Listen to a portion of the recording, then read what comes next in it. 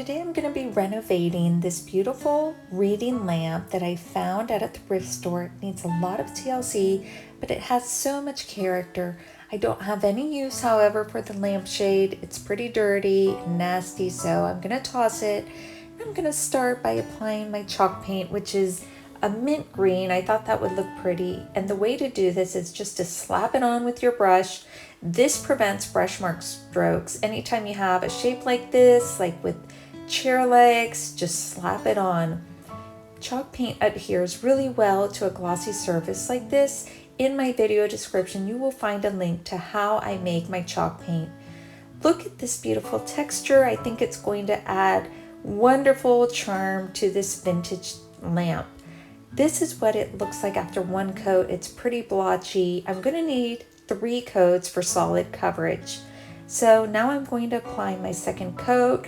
Again, I'm just slapping it on, and I'm going to use my misting bottle just to moisten a little the paint and help it move and get into all the crevices.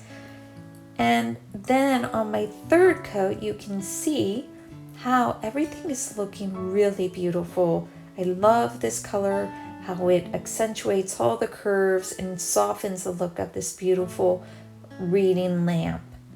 So I'm just going to get everything on nice and solid because this will be my final coat. And now I'm going to show you how I'm going to dress up the base of this lamp as well as any metal details using vintage gold rub and buff. This is a beautiful metallic wax to work with.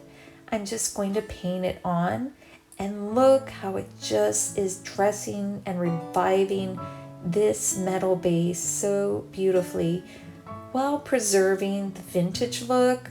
I just think the gold combination with the mint green is wonderful.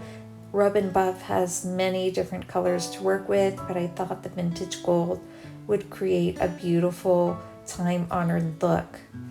Now I'm going to seal this lamp with a spray gloss finish, and this clear coat is perfect as a spray paint.